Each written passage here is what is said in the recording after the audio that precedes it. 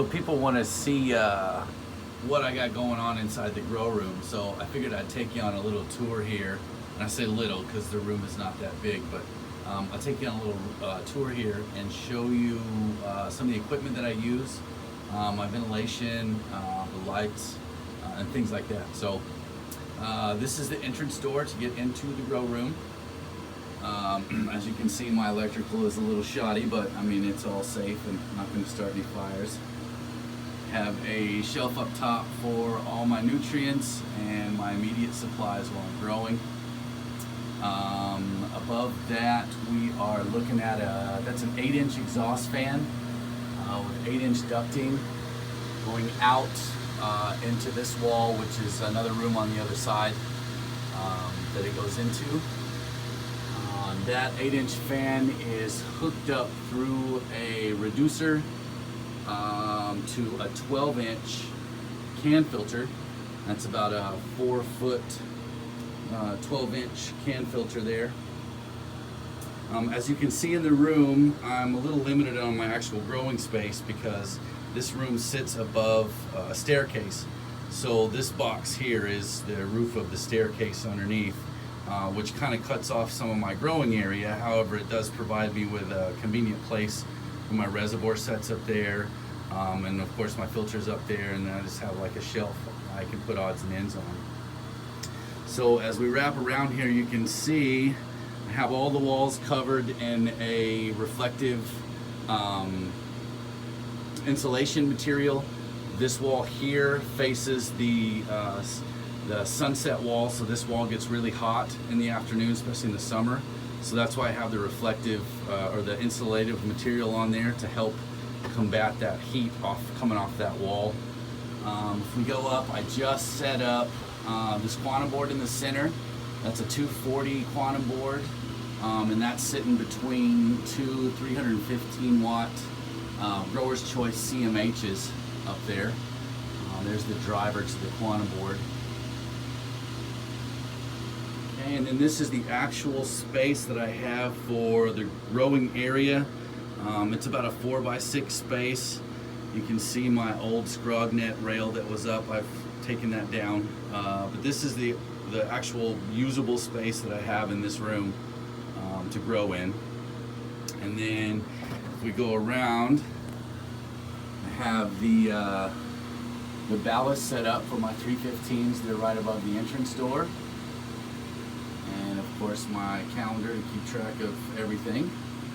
And then my intake is down here in the corner, and that is obviously a hole going through this wall. It's a 6-inch as opposed to the 8-inch exhaust. That difference makes negative pressure in the room, so when I close the door, it sucks in pretty good, and that keeps any smell from going outside the room. I've actually sealed this room off by putting a board down below. And if you look really close in there, you can see that there is insulation or whatever that stuff's called that seals off the door, and that goes up and all the way around this door to the top and even down on this side here. So when this door is closed, no light leaks out, no air gets out, no smell. You don't even know that this room exists once that door is closed. So that makes it really nice. And then I have this tube hooked up at a curlicue, which restricts airflow, I know, but unfortunately the other side of this wall is a bedroom, so if there's a hole there and I close this door, there's light just pouring out of that vent hole. So with this ducting wrapped around in the curl like that, it blocks the light from going into the other room. So like I said, when this door is closed, you can't even tell that this room exists at all, which anonymity is the name of the game where I'm at. So that's where we're at. And then on the other side of this wall, I have another filter material. I'll show you that right now. Let's just go out here. Here's the other side of that exhaust. I need to change this outer batting, but this is batting I got from Walmart, this stuff here. This is what they use to stuff comforters and whatnot with. So this actually comes off, so I can change this outer filter often, because as you can see, it sucks a lot of dust and stuff through this hole. And then underneath, this is one of the green exchangeable filters for your house filter, and I just cut that to size of the hole. It forms like a Velcro material for this batting to stick to, so I just put the batting over the top. This catches all the big dust material from getting into the actual filter, and then that sucks or stops anything from sucking into the actual grow room. So that's how my venting works.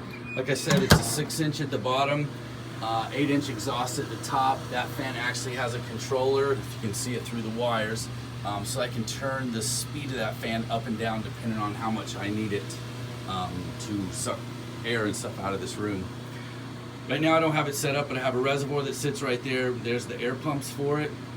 Once I get growing and I start putting more videos up, you guys will get to see that, especially with my feeding schedules and how I do the mixing of the nutrients and stuff like that. So this is what I got. That's it. I mean, like I said, it's a very small room, but I have dialed this thing in pretty well to where I get incredible results. So it's taken me a while, but that's it. Hope you guys enjoy.